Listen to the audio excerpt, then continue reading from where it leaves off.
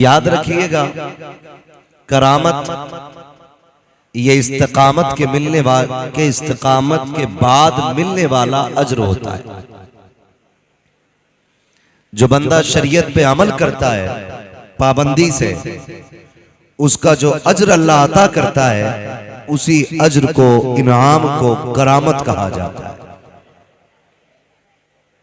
हमारी पूरी कौम को और हमें भी बगदाद वाले की करामतें याद रही, लेकिन कभी इस्तिकामत पे गौर करने की कोशिश नहीं की, जिसका नुकसान ये हुआ कि हमारे घरों में 11वीं की नियाज तो है, तबर्रुकात तो हैं 11वीं के नाम पर, लेकिन अपनों को देने के लिए उनका हक नहीं है। हमारे पास बगदाद वाले की महफिल सजाने का तो वक्त है, लेकिन अपनों के पास दर्द बांटने का 5 मिनट का वक्त नहीं है। इसलिए कि हमने सिर्फ गौर करामतों पे किया। मैंने पहले कह दिया है, मेरी बातें कड़वी रहेंगी, लेकिन फिर मैं कहूंगा, दवा जितनी ज्यादा कड़वी होती, फायदा उतना ज्यादा करती है। आज हिंदुस्तान के नहीं बल्कि दुनिया के कोने कोने में चले जाइए, हर मोहल्ले, हर खानदान में कम से कम एक घर में बड़ी 11वीं जरूर होती है। बड़ी से मुराद लंगर, 170 लोगों के खाने का इंतजाम, ये जरूर होता है। मगर दिल कब रोता है, दर्द कब होता है, तकलीफ तब होती है कि जब बंदा 11वीं के 11 भगोने बना करके दूर के बंदों को तो खिला दे, और अपने सगे भाई के लिए उसके दस्तरखान पे एक लुकमा ना हो, तो फिर हमें ये 11वीं समझ में नहीं आया करती। कड़वी बात करने लगा हूं, हो सकता कोई ये कहे कि मेरा एतराज 11वीं पे नहीं, मेरा एतराज अपने उसूलों पर है, अपने तरीकों पर है। मैं 11वीं का मुखालिफ नहीं, खुदा करे कि हर महीने 11वीं करो और हर महीने 1100 लोगों को खिलाओ, लेकिन मजा तो तब है ना, तेरी 11वीं में गैर आए ना आए, सबसे पहले तेरा अपना करीबी आना चाहिए। हम दुनिया देख रहे हैं, बहुत कम उम्र में मुदस्सिर भाई, हम लोगों ने, खास करके स्टेज वाले लोगों ने बहुत कुछ देख लिया।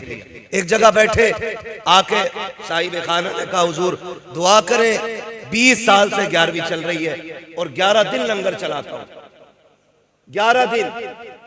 मैंने कहा बड़ी अच्छी बात है, 11 दिन नहीं, खुदा करे पूरा महीना लंगर चले।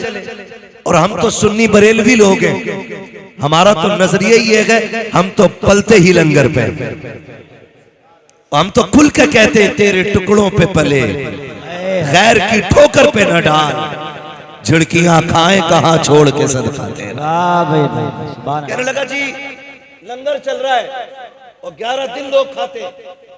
मैंने कहा बड़ी अच्छी बात है। वो उठ के नहीं गया, इतना पड़ोसी आ गया। पड़ोसी भी कतई फ्री रहते, अगर कोई अच्छाई करे उसकी बुराई करने के लिए पड़ोसी कतई जूते पहने रहता है। जैसी वो उठ के गया, उसके साथ पड़ोसी आके बैठ गया। ये क्या कह रहा था? मैंने कुछ नहीं बता रहा था, 11 दिन से लंगर चल रहा है। मैं आपसे इतनी गुजारिश करूंगा, खुदारा दूसरे को देखने से पहले सिर्फ अपने आप को देखें। हम जो लगे ना, हर बंदा दूसरे की सलाह में लगा, अपना देख ही नहीं रहा। कह रहा इमाम साहब, ऐसा लग रहा है मुझसे छोटी बड़ी हो गई, और अपनी दाढ़ी जब से पैदा हुआ वो संभाला, आज तक बाल ही नहीं देखे अपने चेहरे पे। ये कंडीशन है हमारी। ओ भाई, मेरा हिसाब इनको नहीं देना है, तुम्हारा हिसाब मुझे नहीं देना है, इन उलमा का हिसाब तुम्हें नहीं देना है। तुम अपनी कब्र में लेटोगे, हम अपनी कब्र में लेटेंगे। फिक्र ये मत कर मौलवी का क्या बनेगा, फिक्र ये कर मेरा क्या बनेगा। कब्र में जाकर के हिसाब देना है। अपनी अपनी तैयारियां सारे करें। पड़ोसी बड़ी जल्दी कूद के आ जाते हैं, आग बुझाने नहीं, आग लगाने। वो शायद गजल का शेर है, लेकिन बात सच्ची कही थी जिसने भी कही थी। कहा था लकड़ी के मकानों में चिरागों को न रखिए, अब आग बुझाने को पड़ोसी नहीं आते। ये बात बड़ी सच्ची किसी ने कही थी, बहुत अच्छी बात कही। ये हालात है हमारे, और इसका नुकसान जानते हो? फर्ज करें ये लगती हुई आग और सुलगती हुई चिंगारी है, रिश्ते वाले आते हैं ना, रिश्ते वाले किसी की लड़की देखने, होता ना ऐसे रिश्ता यहाँ भी, या फैक्स के जरिए हो जाता है, ऐसे ही सब में हो रहा है ना। लड़की वाले, लड़की को लोग आते देखने के लिए, लोग मीन्स लड़के के घर वाले, ठीक है जी। वो जब देखने के लिए आते हैं, तो मजाल है लड़की के घर से एक मेहमान नाश्ते के लिए निकल जाए, एक तुनतुना दरवाजे पे खड़ा मिलेगा, कहेगा कैसे आए थे? कुछ नहीं, लड़की देखने आए। बोले इधर आओ, क्या क्या बताया तुमने? क्या क्या बताया? का सारी तारीफ की। क्या मैं बस, वो फिर कहता क्या हुआ कि भाई बस छोड़ो यार, कहते तो बुरे हो जाएंगे, तुम्हारी मर्जी है। इतना शोशा काफी होता रिश्ते बिगाड़ने के लिए। फी पड़ गई है इसे, बोले अब तुम्हारी मर्जी यार, हम कुछ नहीं कह रहे। सब कुछ कह दिया और फिर कह रहा कुछ नहीं कह रहे। खुदारा गैरत आनी चाहिए। अगर तुम्हें यह दिख रहा है किसी की बेटी का खराबाद होने वाला है, किसी के हाथ पीले होने वाले हैं, उसके घर में आग ना लगाओ। जमाना आज हालात इतने बिगड़ते जा रहे हैं, दुश्मन बन गई है दुनिया हमारी। कोई कौम ऐसी नहीं है जो हमें सीने से लगाने के लिए तैयार हो। हर कौम की कोशिश ये है कि ये कलमा पढ़ने वाले मिट क्यों नहीं जाते हैं, इनका निशान क्यों नहीं मिट जाता है, इनके नाम लेने वाले क्यों नहीं मिट जाते हैं। आपसे इतना कहूंगा खुदारा, गैर तो अपने हैं ही दुश्मन, अपनों को तो गैरत आनी चाहिए। कितने घर वीरान हो गए, कितनी बेटियां आज मुर्तद होती जा रही है, दुनिया चीख रही है। बेटियों का ईमान बचाया जाए। मैं कहता हूं खुदा की कसम, निकाह आसान कर दो, बच्चियों का इर्तिदाद की तरफ जाना ये कम हो जाएगा। निकाह मुश्किल हुए हैं, बेटियां मुर्तद हो रही है, निकाह आसान कर दो, बेटियों का खात्मा ईमान पे होना शुरू हो जाएगा। बेशक बाब, नारे तकबीर, नारे रिसालत, नारे गौसियत, मसलके आला। समझ रहे सारे लोग? हाँ, अगर बात समझ में नहीं आएगी इंशाल्लाह बिना माइक के बात कर लूंगा। हाँ भाई, एक और कम कर दो, माइक अच्छा है आपका, थोड़ी सी जगह कंजेस्टेड है ना, ये तंग एरिया, इसकी वजह से आवाज खुलने नहीं दे रहा ये एरिया। आप आवाज खोल दें, इको बंद कर दें, ठीक है? खैरियत है सारे लोग? मैं आपसे इतनी बात कहूंगा, खुदारा रहम करें, किसी का घर बसने से पहले उजाड़े ना, वरना अल्लाह ऐसा कादिर मुतलक है, पूरी दुनिया लाखों की भीड़ हो या हजारों की हो, चंद मुट्ठी मिट्टी डाल के लौट आएगी। कब्र में तुझे अपने अमाल से निपटना पड़ेगा, तुझे निपटना पड़ेगा। थोड़ी देर की ठंडक लगती है ना, मैंने फलां का रिश्ता तोड़वा दिया, थोड़ी देर खुश हो जाता। अम्मा हाँ लगाइए तिनके में आग। अम्मा कह रही सही किया लल्ला, जब तक घर की लल्ली की ना हो जा सबकी आग लगाओ। मगर याद रखिएगा, ये दुनिया जैसी करनी, जैसी करनी, जैसी करोगे वैसी भरोगे। आप दूसरे की बेटी की जिंदगी में आग लगाओ, सुख से तेरी बेटी भी नहीं रहनी, सुख से तेरी बेटी भी नहीं रहनी। भाई बस रहने दे, जो बच्चा जहां बैठा बैठने दे, थोड़ी देर ही तो बात करनी है। खैरियत है, डिस्टर्ब ना करें। अगर मामला टूट जाता है ना तो फिर बात करने में मजा नहीं आता। जरा कह दे या रसूल अल्लाह, जैसी करनी वैसी भरनी है। तो किसी को दुख दे के आप सुख ना उठाएं, किसी को सुख दे के दुख उठा ले, अल्लाह बदले में सारे सुख कब्र में अता फरमा देगा। हम हजरत यही होता ना, आगे कहते मुफ्ती साहब मेरा अब्बा जब से मरा ना 3 बार जन्नत में देख लिया। इससे नीचे तो मरने के बाद देख ही नहीं रहा कि कोई नेकी याद है अब्बा की? कहा का क्या कि कुत्तों को पानी पिलाते थे। अच्छी बात है जानवरों को खिलाना पिलाना, लेकिन वो अमल क्यों भूल गए जो सगे भाई के मुंह से हाथ डाल करके निवाला छीन लिया था। मरने के बाद तो सारे ही कहते हैं कि मेरे अब्बा को कोई जन्नती कह जाए।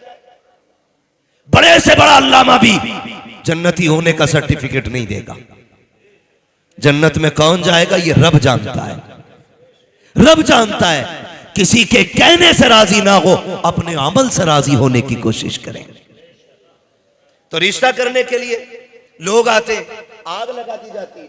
अभी कुछ दिन पहले की बात है, गलत नहीं है ये। डरो अल्लाह से। आज इनके आगे बेटी है, कल मेरे आगे भी आनी है, परसों आपके आगे भी आनी है। क्यों ना सबकी बेटी को अपनी बेटी की तरह देखो? क्यों नहीं देखते हो? बात बात में आग लगा देते। कितने घर उजड़ गए, कितने बापों ने आत्महत्या कर ली। किसी ने सोचा? अमीर एसी में सो रहा है, मतलब ही नहीं है।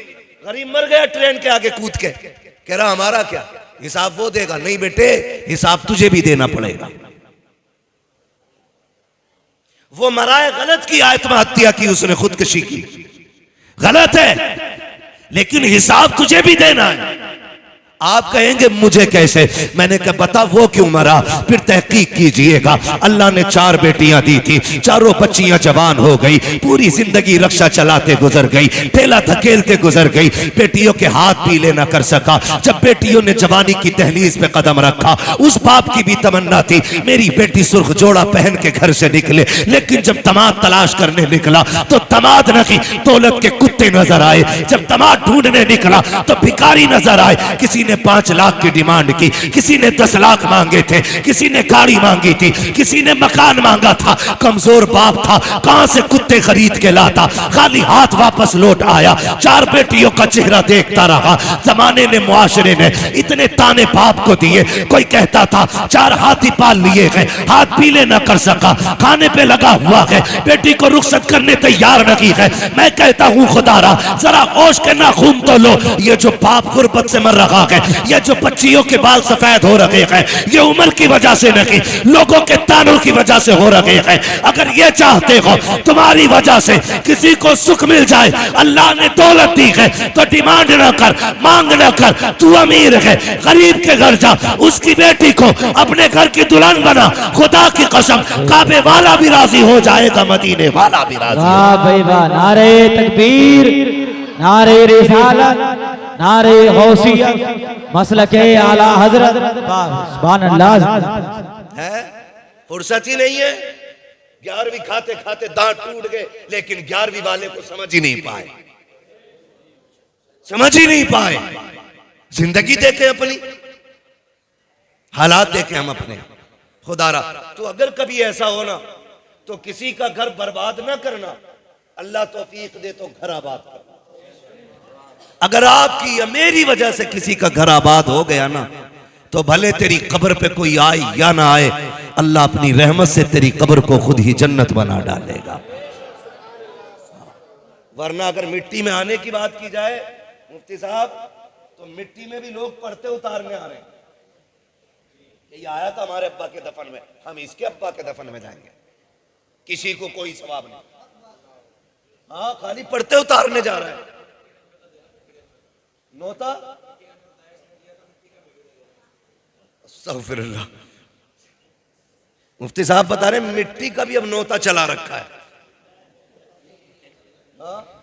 कसर नहीं है, बदलो अपने आप को। यह मसला के आला हजरत नहीं है। बदनाम करने के लिए मसलक को हम, और अमल करने के लिए कोई और। सोचे जरा, हमारी कौम ने पूरी जिंदगी नारों पे गुजार दी है। देखो देखो कौन आया, शेर आया, शेर। अबे आदमी आया भाई, मसला धीमा रख। आसमान से उतर के नहीं आया हम लोग भी, हम जमीन पे चलने वाले लोग हैं। इन नारों ने भी दिमाग खराब कर दी हमारे। कुर्सी छोटी और मुंड खराब हो जाता, तो आज वाली क्यों ना लगाई? नारे ना लगे तो मेरे नाम का नारा क्यों नहीं लगा? मैं तो फातह कश्मीर हूं। निकले इन झगड़ों से। कुछ नहीं, गुलामों के नारे नहीं, आकाओं के नारे लगने चाहिए। बेशक। आला हजरत ने क्या कहा था? जान दे दो वादे दीदार पर, नकद अपना दाम हो ही जाएगा। बेनिशानों के निशा मिटते नहीं, मिटते मिटते नाम हो ही जाएगा। ऐ रजा हर काम का एक वक्त है, दिल को भी आराम हो ही जाएगा। तो ये हम अना से निकलें, मैं से निकलें, वो पढ़े मिटा दे अपनी हस्ती को। अगर कुछ मर्तबा चाहे कि दाना खाक में मिलकर गुले गुलजार होता है। बुरा ना मानिएगा, ये जो ड्यूटियां लगी है ना, मेरी ड्यूटी कुर्सी पे बैठ के बात करने की, खुदा की कसम बड़ा डर लगता है। वो डर की भी बात है, जितनी बड़ी जिम्मेदारी है उतना सख्त हिसाब भी है। अगर बंदा इमाम है ना तो हिसाब भी इमामत के हिसाब से होगा। बंदा खजांची है तो फिर हिसाब खजांची के हिसाब से होगा। मस्जिद का मुतवल्ली है तो फिर उसी हिसाब से पूछा जाएगा। इसलिए जो ड्यूटी हो ना तो चढ़ के ना करना, झुक के करना, झुक के करना। इसलिए कि जो झुकना जानता है वही उठना जानता है। कोशिश ये करेंगे, इंशाअल्लाह करेंगे, है ना। तो वो मिट्टी वाला नोता और फिर 40वें में कार्ड छप रहे। मुफ्ती साहब एक दो बार हमारे पास भी आया, अब्बा का 40वां है, ये आइएगा। मैंने 40वां नहीं, अब्बा का अकीका करवा रहा है। जैसे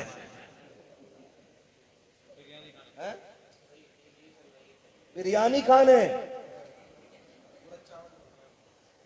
जहां का जो स्पेशल खाना है लोग वही खाने के लिए चल देते। माफ कीजिएगा, ये जो दावतें मोहल्ले मोहल्लों बट रही है ना, आला हजरत ने इसको मना किया। ये मसला क्या आला हजरत? मैयतों की रोटी खाना आला हजरत का मसलक नहीं। इसकी वजह से आला हजरत को बदनाम किया जा रहा है। गलती गवार करते हैं, जिम्मेदार आला हजरत ठहराए जाते हैं।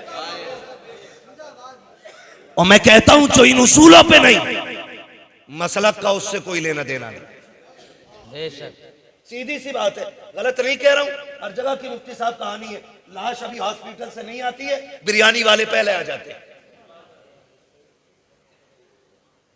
ये कड़वी सच्चाई है। मुश्किल में दो लाते सवार ना कर, मुश्किल में बोझ हल्का कर। यही जश्न गौसिया है। ये भी बता दूं मैं, सरकार गौसे पाक रज़ी अल्लाह ताला, आप देखें जिंदगी। गवैया था, गवैया गाने गाता था। कहो भले की लगे बुरे की अकल बताना सही नहीं है। सरकार गौसे पाक ने फरमाया, ये जो पैसे मिलते हैं ना तुझे गाने गा के, ये हराम है, गाना ना गाया कर। वो चढ़ा बड़ा बंदा था, थोड़ा सा पैसा कमा लिया था अच्छा खासा, तो उसको बेइज्जती लगी। उसने कहा जनाब तुम्हें तो हसद है मेरी कमाई से। किससे कह रहा? गौसे पाक से। हमारी कोई औकात नहीं और हमसे कोई ऊंचे लहजे में बात कर ले तो रिवान पकड़ लेते। वो बर्दाश्त देखे बगदाद वाले की, क्या कह रहा है कि तुम्हें हसद है मेरी कमाई से। मुस्कुरा के गुजर गए। पावर कितनी है जानते हो? अलहमा कहर है गौस वो तीखा तेरा, मर के भी चैन से सोता नहीं मारा तेरा। इतनी पावर का मालिक है, लेकिन हंस के गुजर गया। समझाते रहे लेकिन उसने मान के ही नहीं। लेकिन याद रखें, कभी के दिन बड़े और कभी की रातें बड़ी। न सुख हमेशा रहने हैं न दुख हमेशा रहने हैं। बड़े बड़े खतीब आए आकर के चले गए। हमारी हुकूमत का सिक्का नहीं चलना है। हुए नामवर बेनिशां कैसे कैसे, जमी खा गई आसमां कैसे कैसे। बड़े बड़े आए और मिट्टी के अंदर चले गए। कोई नहीं रहना है, कोई नहीं रहना है। उसने कहा जी आप अपना काम करो। बगदाद वाला समझाता रहा, वो माना नहीं। फिर औलाद भी बड़ी मतलबी है। जब तक अब्बा कमा के देता तो फिर अब्बा की जूतियों में भी सोना नजर आता है। और जिस दिन अब्बा की कमाई बंद हो जाती है फिर उसकी खांसी से नफरत होती है। ये जो जितनी बातें हैं ना, ये अलग अलग एक घंटे की बातें, लेकिन मैं वहीं जाऊंगा जहां मुझे जाना है। बात समेटने लगाऊं। थके तो नहीं अभी आप लोग? बात समझ में भी आ रही है? टेंशन ना लेना, मैं फ्री जन्नत बांटने नहीं आया, और मैं बांट भी नहीं सकता क्योंकि मेरे बाप की नहीं है, जन्नत रसूल पाक की है। आला हजरत ने कहा तुझसे और जन्नत से क्या मतलब, वहां भी दूर हो, हम रसूलुल्लाह के जन्नत जन्नत। अरे आप भी पढ़ लिया करो अल्लाह के बंदो, जन्नत रसूलुल्लाह की। सरकार गौ से पाक समझाते रहे, माना नहीं। कुछ दिन तक चलाओ जोर, फिर बुढ़ापा आया, आवाज ने साथ छोड़ा, सांसें वक्त बे वक्त टूटने लगी, लहजों का मजा खत्म हो गया, लोगों ने सुनना बंद कर दिया। जब सुनना बंद तो इनकम बंद, जब इनकम बंद तो घर के अंदर इज्जत बंद। जो बेटे कल तक ताज समझते थे बाप को, उन्होंने ठुकरा दिया। अब बगदाद वाले का मुखालिफ था, इसलिए बगदाद वालों को खुद ही नफरत थी कि जब ये हमारे गौसे पाक को नहीं मानता तो हम इसे क्यों माने। इसलिए सारा शहर नफरत करता था।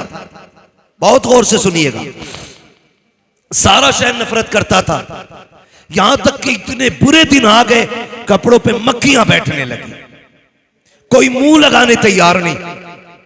उसने सोचा अगर मर गया इस कंडीशन में कोई कंधा भी नहीं देगा, कहीं सड़ ना जाऊं, चलो कब्रिस्तान जाके बैठ लेते, अगर कोई कंधा ना भी देगा रहे तो कब्रिस्तान में ही जाएंगे। ये सोच के वो कब्रिस्तान जाके बैठ गया। ठीक है जी, कब्रिस्तान जाके बैठ गया, बदन पे मक्खियां, कपड़े मैले, दीवाने बीमारों की तरह एक जगह कोने में बैठा हुआ है। इत्तेफाक से उस रास्ते से गुजर सरकारे गौसे पाक का हो जाता है। जब उस गली से गौसे पाक गुजरे हैं, आपने चेहरा मोड़ के जब देखा, उसके कमर पे नजर पड़ी, समझ जाते हैं ये तो वही गवैया लग रहा है जिसने पूरी जिंदगी मेरी मुखालफत की है, लेकिन आज इसका बैठना बता रहा है कि हालात बिगड़ गए हैं, अपनों ने साथ छोड़ दिया है। ये सोच करके आप अपनी दरसगाह में आए, आकर के दरसगाह में बैठे। गौसे पाक को याद रखिएगा, छल्ला पहनने वाला पीर नहीं है, चुटिया रखने वाला पीर नहीं है, अनपढ़ पीर नहीं है। वो है जो दरसगाह में बैठता है तो अपने वक्त का मुहद्दिस नजर आता है, कुरान खोल लेता है तो मुफस्सिर नजर आता है, अपने वक्त का सबसे बड़ा फकीह दिखाई देता है, जिसको दुनिया अब्दुल कादिर जिलानी कहती है। बड़ा पीर ही नहीं, बड़ा आलिम भी है। दरसगाह में बैठे शागिर्द को बुलाया, उठा करके सोने के सिक्कों की थैली दी, कहा जाओ कब्रिस्तान चले जाओ। एक दीवाना बैठा है, जाके उसकी गोद में थैली रख देना। जब वो लेकर के चला है, आप फरमाते ठहर तो सही, अगर वो तुझसे ये पूछे किसने दी है तो नाम मत बता देना, इसलिए कि वो मुझे मानता नहीं है। हो सकता है मेरा नाम सुन करके मेरा दिया हुआ तोहफा लौटा दे। अल्लाह अकबर, पूछना चाहता हूँ, उस वक्त का पैसा सोने का होता था, आज का पैसा कागज का होता है। ये देते हुए वीडियो बनती है, वो देते हुए नाम छुपाया जा रहा है। का नाम ना बता देना, कहीं शर्मिंदा ना हो जाए। चाह अगर पूछे किसने दिया है तो नाम ना बताना। शागिर्द आया, गोद में सोने के सिक्कों की थैली रखी, रखने के बाद जाने लगा। फकीर ने हाथ थाम लिया, कहा यार बता तो सही, पूरे शहर ने चेहरा फेर लिया है, कौन है जिसने मुझे सीने से लगाने की कोशिश की है, कौन है जिसको मेरे हाल पे तरस आया है। उसने कहा जनाब मुझे देने का हुक्म था, बताने की इजाजत नहीं थी। ये कह के जब चला, उसने भी थैली उठाई है, कमर के पीछे लगाई है, पीछे पीछे चला, कहीं तो जाएगा ये। वो आने वाला आया, गौसे पाक के मदरसे के दरवाजे पे ठहर गया। जब वो ठहरे देखा, वो भी जाके अंदर दरवाजे पे खड़ा हो जाता है। बगदाद वाले ने उसको देखा, उसकी आंख में आंसू थे। आप दरसगाह छोड़ देते हैं, उठ के उसके पास जा रहे हैं, जिसने पूरी जिंदगी मुखालफत की थी, पूरी जिंदगी गालियां दी थी, कंधे पे हाथ रखा, यार क्या बात है, क्या इससे गुजारा नहीं हो पाएगा, चीख निकल गई। उसने कहा बात गुजारे की नहीं है, ख्याल आ रहा है, मैं समझ गया था कि इस पूरे शहर के अंदर कोई और नहीं हो सकता, ये मुस्तफा का शहजादा ही हो सकता है, जिसने दुश्मन पे भी करम किया है। कहा ये सोच करके यहां तक आ गया हूं।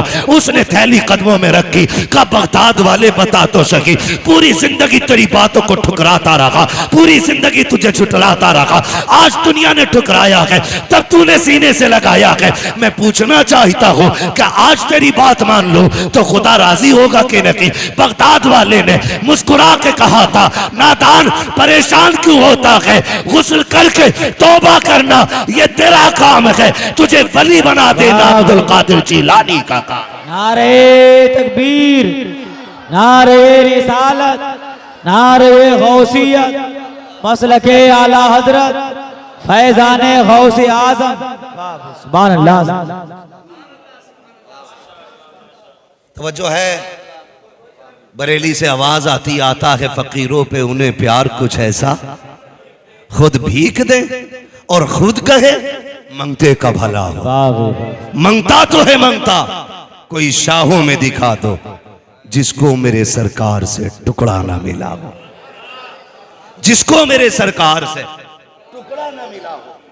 जानते हो एक बात कही जाती है, लोग कहते थे पहले जीना मुश्किल है और अब हकीकत ये कि अब मरना मुश्किल हो गया। हजरत मरना मुश्किल हो गया है। कफन की महंगाई, तीजे के चनों की महंगाई, हाँ तीजे के चनों की महंगाई। जानते कितने में कलमे की तादाद मुकर्रर हो रही है, ये आप अपने आलिम से पूछें। लेकिन ये आलिम से नहीं पूछते, ये मुखिया से पूछते हैं कितने पूरे हो जाएंगे।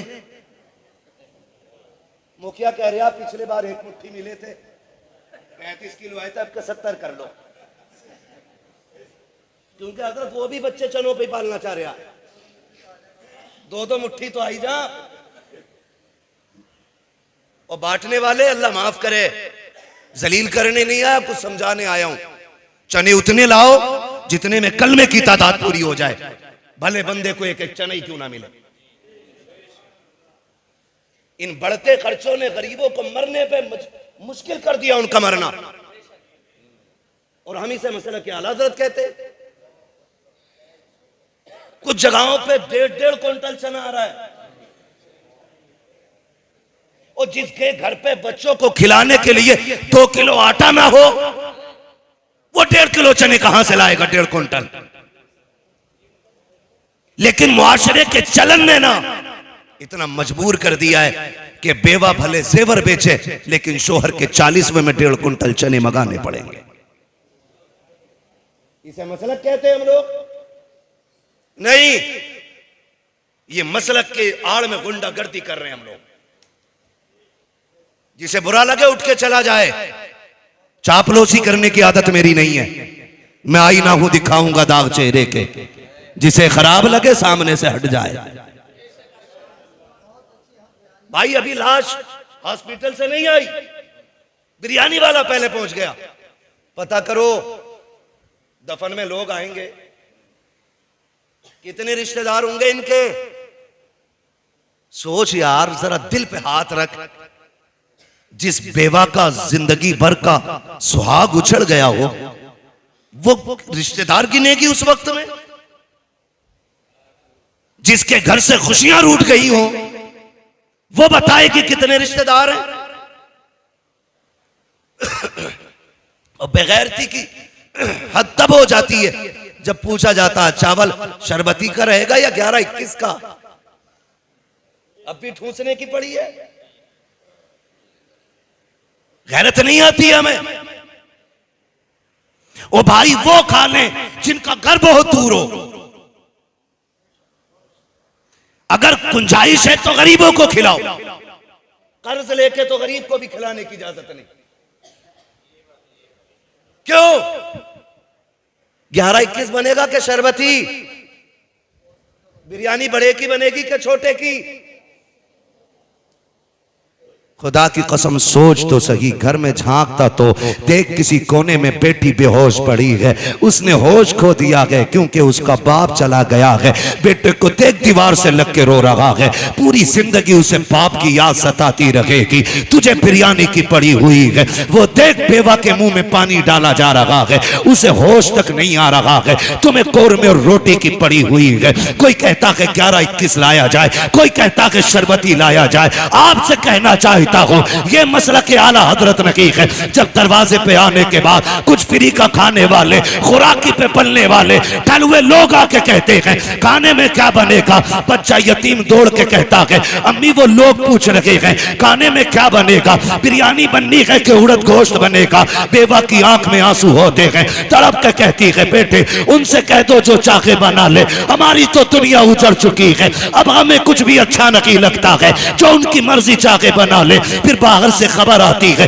बताओ तो सही पैसा है कि उधार ले लिया जाए। बेवा कहती है बेटे तेरे बाप के इलाज में 50,000 का कर्जा हम पहले ही ले चुके हैं, इनसे कह दो सारा उधार ले ले, जहां से बाप के हॉस्पिटल का कर्जा दिया जाएगा वहां से हराम की खाने वालों का भी कर्जा दे देंगे। खुदा की कसम गैरत आनी चाहिए। ये मसला के आला हजरत नहीं है, मसला के आला हजरत तो ये है अगर तुझे पता था कोई गरीब पीछे यतीम छोड़ के गया है, किसी गरीब ने बेवा छोड़ी है, किसी की बेटियों के ऊपर पता दुपट्टा है, इस हाल में दुनिया से गया है, तो खाली पेट ना जा, खाली जेब ना जा, 500 रुपए जेब में डाल और जा, चेहरा बाद में देख, पहले यतीम बच्ची को तलाश कर, पहले उसके यतीम बेटे को तलाश कर, 500 रुपए निकाल यतीम की जेब में डाल दे। खुदा की कसम अगर यतीम राजी हो जाएगा काबे वाला भी राजी होगा, मदीने वाला भी राजी।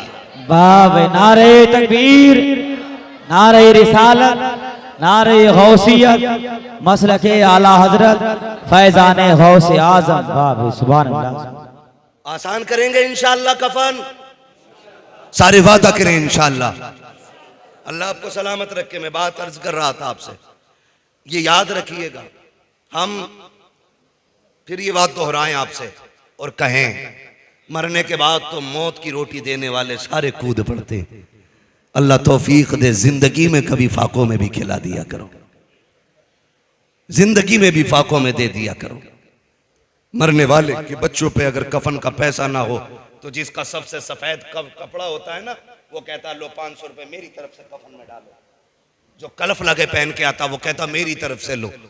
मैं पूछना चाहता हूं आज 40 लोगों के बीच में 500 कफन में देने वाले, कल ये हॉस्पिटल के बाहर 5 रुपए की दवा के लिए बैठा हुआ था, उस वक्त तुझे गैरत नहीं आई? अगर अपने ही नहीं दे सकता तो कम से कम ज़कात का निकाल के उस गरीब का हक दे दिया होता, उस गरीब का हक दे दिया होता ताकि वो एड़ियां रगड़ के ना मरता, उसे शिकवा अपनी गुर्बत का ना होता। लेकिन हम तो इतने गए गुजरे लोग हैं, खुदा की कसम हम जिंदों को खिलाने तैयार नहीं और मुर्दों की कब्र पे चढ़ाने के लिए तैयार रहते। बदलें अपने रवैये, ये बगदाद वाले का उसूल नहीं है। आप 11वीं करें, अल्लाह तौफीक दे तो हर महीने करें, बड़ी बरकत की बात है 11वीं शरीफ करना। लेकिन मजा तब है प्रधान मुखिया विधायक मंत्री बाद में आए, तेरे दस्तरखान पे तेरा बाप पहले आना चाहिए, तेरा भाई पहले आना चाहिए। तो वो उसने क्या कहा, याद है ना वो कोने से जो निकल के आया था कि क्या कह रहा था, ये मन के ये कह रहा था 11 दिन से लंगर चल रहा है। हाँ 11 दिन से लंगर चल रहा है। कहने लगा इससे ये तो पूछ लो इसका बाप भी आया कि नहीं 11 दिन से। मैंने बाद में पूछा, भाई मैंने कहा फिर माशाल्लाह जब 11 दिन से दुनिया को लंगर खिला रहे हो तो रिश्तेदार तो सारे यही होंगे। उसने कहा रिश्तेदार क्या बस सारे ही बुरे लोग हैं, सब लोग बुरे। क्यों कि मुझसे कोई रखना ही नहीं चाहता। किसी एक से एक की बिगड़ी होना तो समझ में आता ये खराब है, एक से सबकी बिगड़ जाए तो सारी खराब तो नहीं हो सकते ना। वो एक खराब होगा जिससे सारे बिगाड़े बैठे, वो सबको ही बुरा कह रहा है। तो क्या फायदा ऐसी 11वीं का जिस भगोने की आड़ में तू बाप को, भाई को, खानदान को, परिवार को, सबको बुरा कह जाए। अपनों को बुरा कहना ये 11वीं वाले का नाम लेने वाले को शोभा नहीं देता है। 11वीं वाले का मतलब तो यही है ना, अपनी तो बहुत बड़ी बात है, तुम्हारे सामने गैर भी जलील और रुसवा नहीं होना चाहिए, गैर भी जलील और रुसवा नहीं होना चाहिए। यही मसला के आला हज़रत है। आज 11वीं शरीफ की महफिल सजी है। अल्लाह आप सबको सलामत रखे। मुफ्तियान कराम जिम्मेदार उलमा तशरीफ फरमाए। मैं सुनते भी हूँ, बार बार पढ़ते भी हैं, हर किताब में मिलता है। वो से पाक जाने लगे, अम्मी ने कहा बेटे वादा कर कभी झूठ नहीं बोलना। सुना है कि नहीं? बोले सुना है ना सबने? क्योंकि बगदाद वाले की वो जात है जो हमने चूल्हे पे बैठ के सुनी। अम्मी सबसे पहले अगर किसी की बात सुनाती है बच्चे को तो वो बगदाद वाले की होती है, क्योंकि 12वीं साल में एक बार आती है, 11वीं हर महीने आया करती है। ठीक है, तो ये वाकया सभी ने सुना है। माँ ने क्या कहा? बेटे झूठ नहीं बोलना। कौन कह रही है? वो जिसने कभी अपनी जबान से कभी जुमला गलत बोला ही नहीं। वो कह रही है जिसने कभी जिंदगी में गैर महरम को देखा ही नहीं। वो कह रही है जिन्होंने अपनी जबान से खिलाफ शरा कोई जुमला नहीं बोला।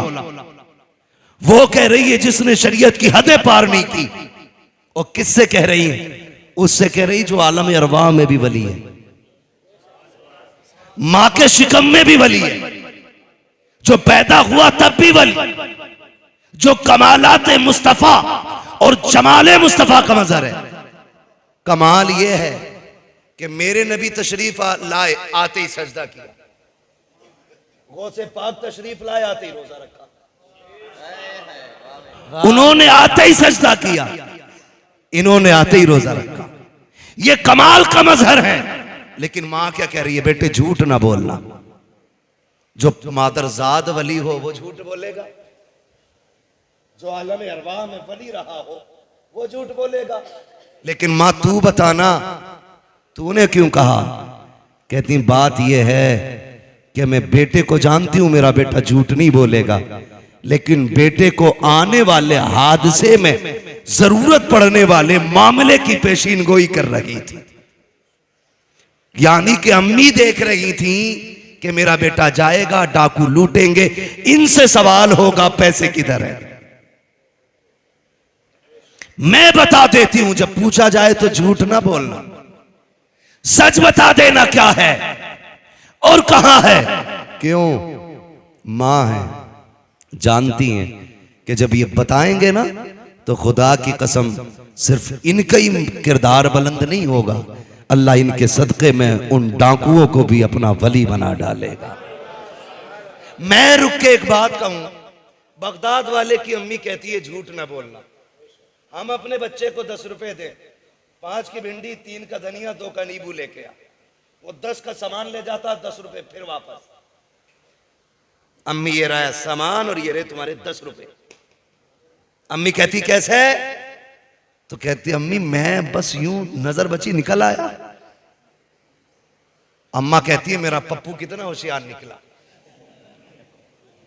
हाँ, प्यार में बचपन में यही बोला जा, गुड्डू कितना अच्छा है। कहती सुनो तरीफन, ये जो मेरा लाल है होशियार हो गया, उम्र 6 साल की है, काम 50 साल वाला कराया। का 10 रुपए लेके गया था, सौदा भी ले आया, पैसे भी ले आया। तो वो भी कहती बड़ा होशियार है तुम्हारा मुन्ना। ये मुन्ना नहीं, अब आगे चल के डाकू बनेगा। यही गलती हम करते हैं। बगदाद वाले की मां अपने वली बेटे को तालीम देती है, झूठ मत बोलना। यहां चुगलखोर अम्मा बदचलन बेटे को समझाने तैयार नहीं। शर्म आनी चाहिए, रवैये ये होने चाहिए। हमारा बेटा पहले दिन 1 रुपया किसी का फालतू लाया था, अम्मा कान पकड़ के कहती बेटे हम हुजूर के उम्मती हैं, हमारे नबी ने 1 दाना हराम का हम पे हराम किया है, हम फाका रहेंगे लेकिन हराम का किसी का 1 दाना नहीं खाएंगे। जब आप बच्चे को बचपन में ये तालीम देते ना, तो खुदा की कसम बेटा आपका होता, कौम के लिए वही सलाहुद्दीन अय्यूबी बन जाता, वही मोहम्मद बिन कासिम बन जाता, वही कौम का सरमाया बन जाता, वो डाकू ना बनता। जब 25 साल की उम्र में पकड़ा जाता है ना जेब काटता हुआ, कहते मौलाना पहली बार गया था लल्ला, और पहली बार फंस गया, दुआ कर दो निकल गया। तो मुझे हजरत उमर याद आते। चोर पकड़ा गया हजरत उमर के दौरे खिलाफत में, फरमाया हाथ काटो इसके। उसने कहा उमर माफ कर दें, पहली बार चोरी की है। फरमाया अब झूठ की सजा कोड़े भी लगाओ। उसने कहा हुजूर झूठ क्या बोला? कहा तू ये कह रहा है पहली बार चोरी की है। तो फरमाने लगे हाँ यही तो झूठ है। कहा कैसे? कहने लगे नादान, रब इतना करीम है, बंदा पहली बार गुनाह करे तो वो बंदे को कभी खुलने ही नहीं देता है। तू जो ये कह रहा पहली बार चोरी की है, तू ये झूठ बोल रहा है कि रब ने तुझे माफ ना किया हो। अम्मा कह रही है, अब्बा कह रहा, पहली बार फंसा घर का लल्ला, मान ही नहीं सकते। पहली बार में तो रब बचा देता है, रब बचा देता है। इसलिए कि रब अपने बंदे पे 70 माँ बाप से ज्यादा मेहरबान, और एक माँ कितनी मेहरबान होती है। इंसान तो छोड़ो, कुछ दिन पहले सोशल मीडिया पे एक वीडियो हिरन का देखा था कि जिसमें एक मगरमच्छ या भेड़िया जो भी था पानी में पीछा कर रहा था हिरन के बच्चे का। जब बच्चा मगरमच्छ से थोड़े से फासले पर रह गया ना, तो हिरन दौड़ के आके बच्चे और मगरमच्छ के बीच में खड़ा हो गया। गोया उसने अपने आप को मगरमच्छ का शिकार बना दिया, इसलिए कि मैं मर जाऊं मेरा बच्चा बच जाए। बता, अगर जानवर के दिल में बच्चे का इतना प्यार है तो फिर हव्वा की बेटी के दिल में अपने लाल का कितना प्यार रखा होगा। कोई अंदाजा नहीं लगा सकता है, कोई अंदाजा नहीं लगा सकता है। बगदाद वाले को डाकुओं ने रोका, कहा था 40 थे, हाँ दिखाओ। उधेड़ो सिलाई, सिलाई उधेड़ी, खन खन गिरे, आंखें फैल गई। बच्चे इतना बड़ा नुकसान कर लिया, इतना बड़ा नुकसान क्या हुआ? का झूठ बोल देता ना तो ये 40 सिक्के बच जाते। आप कहते हैं जो झूठ बोल के 40 सिक्के तो बच जाते, लेकिन माँ से किया हुआ वादा तो टूट जाता ना। कहते हैं अब्दुल कादिर 40 सिक्के नहीं 40,000 सिक्कों को आग लगा सकता है, लेकिन माँ से किए हुए वादे से कभी जबान नहीं फेर सकता है। मैं आपसे रुक के एक बात कहूं, सारे नौजवान बैठे और यकीनन सारे ही माँ के जरिए दुनिया में आए, कोई बिना माँ के तो नहीं आया ना। हम ऐसे मुंह क्यों देख रहे हैं कि आधे माँ के जरिए आए आधे आसमान से गिरे? सारी माँ के जरिए आए ना। क्या हम माँ के साथ उतनी वफादार हैं जितना बगदाद वाला वफादार है? सोचे जरा, वो माँ से किया हुआ वादा निभा रहे हैं और हम लोग अम्मा को कहते हैं बस अभी आया, वो कहती है रुक तो जा, हाथ झटक के कहती तुझे पता नहीं मेरा दोस्त चौक में खड़ा है। हमारा यार हमारे लिए अहम हो गया और मां की अहमियत खत्म हो गई। ये ना करें। मां बेवकूफ नहीं होती है, मां इतनी दानिश्वर होती है कि जिस बीमारी को डॉक्टर मशीन में डाल के आला लगा के ब्लड निकाल के चेक करके बताते ना, मां चेहरा देख के बेटे की वो बीमारी पकड़ लेती है।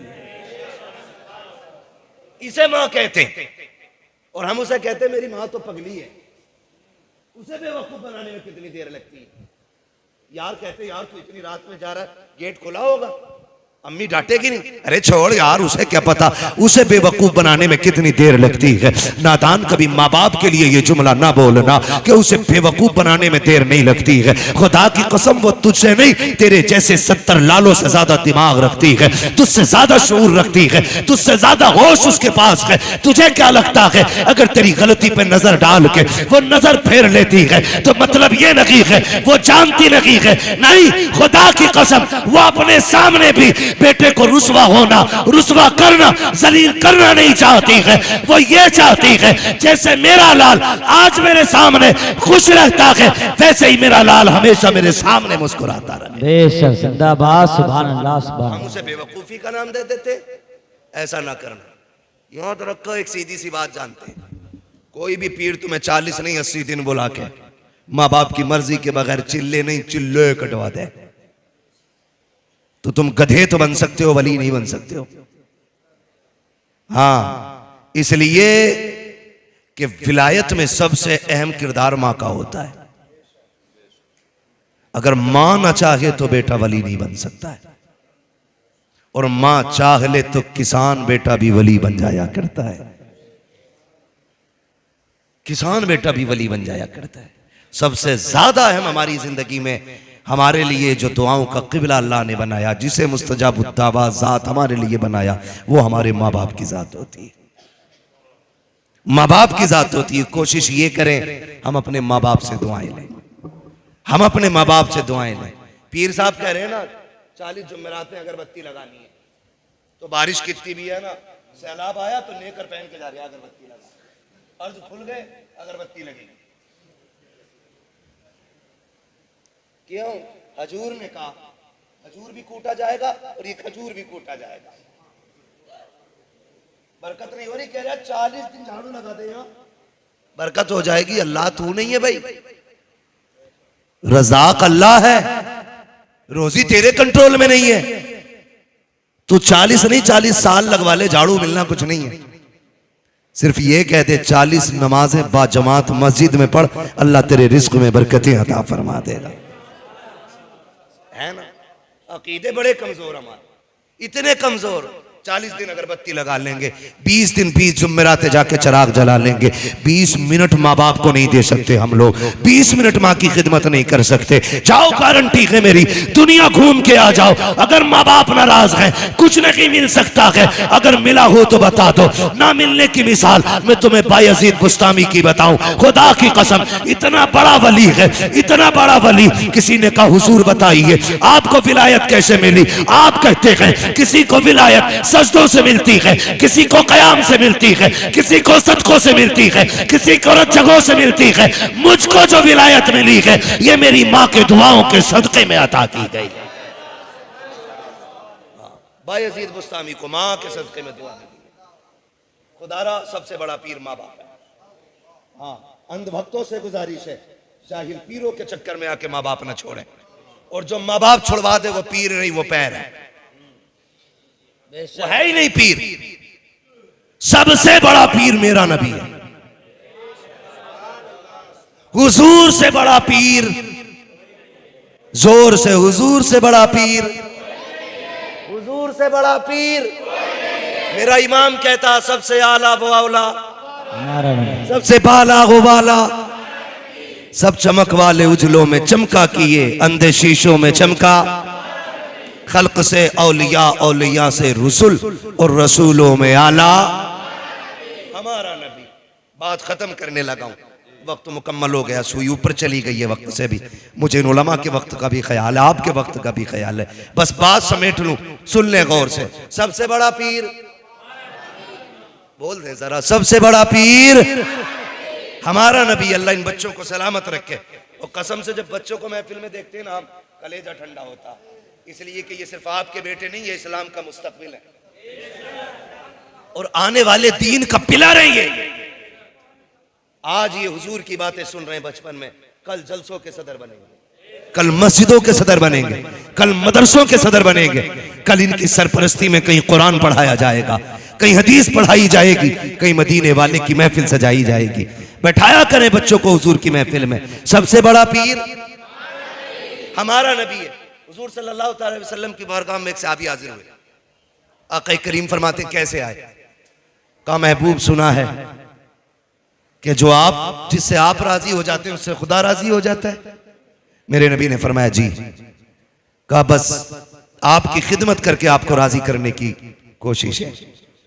जब इतनी बात उस परदेसी ने कही ना, तो मेरे नबी ने अगला सवाल किया, घर में कोई है? कहा जी हाँ। कहा कौन? का बूढ़े माँ बाप है।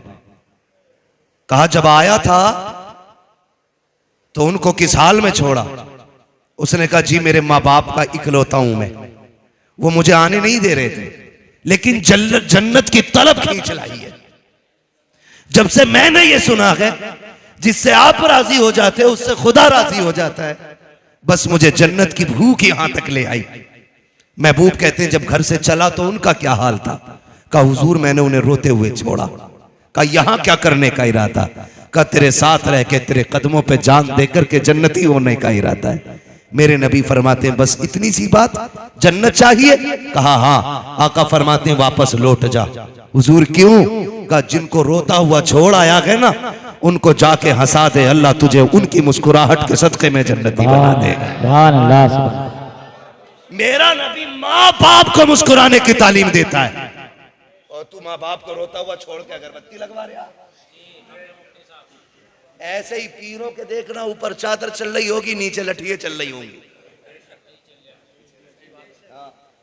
सही बता रहा हूं भाई मैं। और तुमसे गुजारिश है, पीर परस्ती छोड़ो, खुदा परस्ती करो। पीर का काम खुदा तक पहुंचाना होता है, खुद तक नहीं, खुद तक पहुंचा रहा। मर्सिडीज से आ गया ना, अच्छा आइए आप क्यों आए, हम ही बुला लेते। और गरीब अंदर आ जाए, ए किससे पूछ के अंदर आया, बाहर बैठ, बारी का इंतजार कर। ऐसे लोगों के लात मार दो, इसलिए कि जिसके किरदार में मुस्तफा के किरदार की झलक दिखाई ना दे, वो पीर तो क्या के पैर बनाने के लायक नहीं। हाँ भाई, नारे तकबीर, नारे रिसालत, नारे गौसियत, मसलके आला हजरत। वक्त खत्म हो गया है। दिल के पपोले जल उठे सीने के दाग से, इस घर को आग लग गई घर के चिराग से। ना लाओ इन जाहिलों को पीर बना के, पीर बना के ना लाओ। यहां पे मयार जो मुरीद के कुर्ब का है ना, वो वजीफे नहीं है, वो उसकी नेकियां नहीं है, अब उसका पैसा है। उल्टे नाश्ते लेके चले जाएंगे मुरीद के घर, अगर जुगाड़ है, कोई पक्का मसला है तो। फर्क नहीं है। पहले पीर ढूंढने से हाथ नहीं आता था, हम मुरीद ढूंढने से हाथ नहीं आते। वो भाई हम आला हज़रत को मानने वाले लोग हैं। लोग मुफ्ती आजम के पास चल चल के जाया करते थे, लोग ताजुश शरिया के पास चल चल के जाया करते थे। आज पीर खुद कुटरिया लिए घूम रहा। कोई नया बच्चा आया है, कहा 3 दिन काका गोद में डाल दो। क्यों? मुरीद करना। क्या पहले से कम बलायों में घिरा था जो एक बला और देते? ओ भाई सुन, औलाद के लिए सबसे बड़ा पीर बाप है। वो लिख लो इस बात को। 2 बेटे किसी बाप के हो, बर्दाश्त कर ले 5 मिनट। 2 बेटे किसी बाप के हो, एक बेटा परदेश में हो, एक बेटा बाप के साथ हो। 20 साल बाद दोनों को तोल के देखना, जो बाप के साथ रह के पला होगा उसका वजन ज्यादा होगा। इसलिए कि बाप के साए में पलने वाले बच्चे हमेशा मोटे होते हैं। समझ रहे हैं मेरी बात? अल्लाह आपको सलामत रखे। तो पीर भी ना मारे मारे फिर रहे हैं कि कोई हो तो मुरीद करा लो। और एक दौर ऐसा था, आला हजरत पीर ढूंढने निकले। आला हजरत ढूंढते ढूंढते गंज मुरादाबाद शरीफ पहुंच गए। सुनेंगे पीरों को थोड़ा सा? सुनो या मत सुनो, सुना के जाऊंगा। खुदा करे ताकि आप इस बिजली से बचे रहे। हाँ, बिजलियां गिर रही हैं। जिसके घर एक बार बैठ गया उल्लू, पूरा चमन उजाड़ के उठ गया। दाने दाने पे लिखा खाने वाले का नाम है, बोरे बोरे पे लिखा पीर साहब का नाम। तो भाई मसला है ना, मसला ये है, समझे? जरा मैं बात समेट लूं, बड़ा लंबा वक्त होता जा रहा है, जरा कह दे या रसूल अल्लाह। तो आज चीन झपट चली। आला हजरत मुरीद होने के लिए गए, गंज मुरादाबाद शरीफ पहुंचे। और गंज मुरादाबाद शरीफ में जब गए ना, हजरत की बारगाह में कहने लगे मौलाना कैसे आए? कहा मुरीद होने के लिए आए। तो जिनके पास बैठे वो भी वली हैं, वली हैं। चेहरा देख के कहते हैं मौलाना अहमद रजा, तुम्हारा हिस्सा यहां नहीं है, तुम्हारा हिस्सा मारेरा शरीफ में रखा गया है। वाह भाई वाह, सुभान अल्लाह। आज का होता तो लंगर डाल के खींच लेता कि इतना पक्का मुरीद खान का चली चलाया। लेकिन वो दुनियादार नहीं, वो दीनदार थे। का अहमद रजा तुम्हारा हिस्सा यहां नहीं है, मारेरा शरीफ में है। का कहना क्या चाहते हो? का तुम मेरे पास खुद चल के आए हो, कोई तुम्हारा पहले से इंतजार कर रहा है। जब मेरा इमाम चल के मारेरा शरीफ की जमीन पे पहुंचा है, आपके पीर साहब बाहर निकल के इस्तकबाल के लिए खड़े थे। का अहमद रजा बड़ी देर से आए हो, हम तो तुम्हारा बरसों से इंतजार कर रहे हैं। वाह भाई वाह, सुभान अल्लाह। मुरीद भी कोई हल्का नहीं था। रोजे महशर अगर मुझसे पूछे खुदा, बोल आले रसूल तू लाया है क्या, अर्ज कर दूंगा लाया हूं अहमद रजा, या खुदा ये अमानत सलामत रहे। पहले ऐसे होते थे, हम पीर घूम रहा, मुरीद है कोई, गर्दन काट लो गर्दन। ये मदरसे वाले, ये दीन चलाने वाले, ये रात के 2 बजे उठ करके रात के 11 बजे तक कुरान पढ़ने पढ़ाने वाले तुम्हारे आगे 10-10 रुपए के लिए हाथ फैलाते। तुम इन्हें ज़कात खोर कहते हो, इन्हें चंदा खोर कहते हो, और बेचारे ये अपनी जिल्लत नहीं समझते। तुम्हारे लिए नहीं, तुम्हारे बच्चों के लिए नहीं, उस दीन के लिए जिसकी जिम्मेदारी हुजूर ने कंधों पे छोड़ी है। तुम्हारे आगे हाथ भी फैलाते हैं, तुम्हारे ताने भी सुनते हैं, इसलिए कि अजर और बदला तुमसे नहीं, कयामत में हमें खुदा से लेना है। तुम्हारी लाख सुनने के बावजूद भी तुम्हारे दरवाजे पे आना नहीं छोड़ते। हमारी कौम, जिस कौम का सबसे बड़ा एहसान है, अगर ये मदरसों में ताले लगा देना, ताले, नमाज जनाजा पढ़ाने वाला नसीब नहीं होगा कोई। मस्जिद तो बड़ी बात है, इमाम को बाप की बपोती समझने वाले, बाप का नौकर समझने वाले औकात में रखें। ये मिंबर पे जो खड़े हैं ना, ये तेरे बाप का मुसल्ला नहीं, ये रसूल पाक का मुसल्ला है। और ये जो खड़ा है सिर्फ इमाम नहीं, मदीने वाले का वारिस है। और याद रखिएगा, आका अपने वारिस को भूला नहीं करते। अगर अच्छा करोगे हुजूर की दुआएं मिलेंगी, बुरा करोगे इनके साथ मुस्तफा की नाराजियां मिलेंगी। बेशक जिंदाबाद। नारे तकबीर, नारे रिसालत, नारे गौस। बस सुन ले, याद रखें, हजरत पहले से नजराने पीरों के होते थे। आप बहुत अच्छी जगह बैठे हैं, अल्लाह सलामत रखे। हाँ, समझ रहे मेरी बात?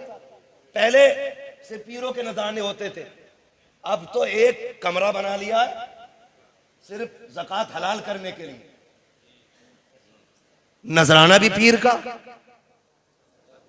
ज़कात भी पीर की, शुक्राना भी पीर का, फितरा भी पीर का, जो बची थी वो खाल का पैसा भी पीर ले गया।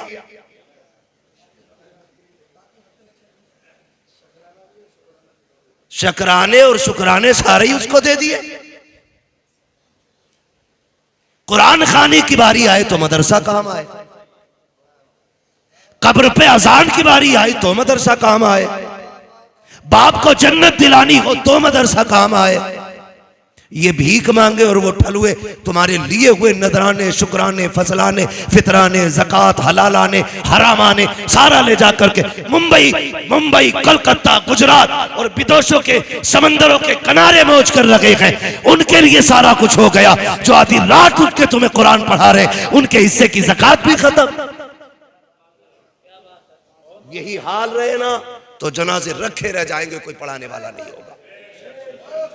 पीर है तेरा, घर उठा के दे दे, मैं मना नहीं करता, लेकिन ज़कात मदरसों का हक है, उशर मदरसों का हक है। ये मदरसे पे लगाओ। फिर देखो, इन्होंने 10 हाफिज दिए हैं, आप साथ खड़े होंगे तो ये आपको साल में 20 हाफिज देने के लिए तैयार हो जाए। करेंगे इंशाल्लाह ऐसा ही। बातें मेरी कड़वी होती हैं, कई बार पीर साहब बिस्तर में लेटे लेटे कूद जाते हैं, बड़ा कड़वा बोलता है।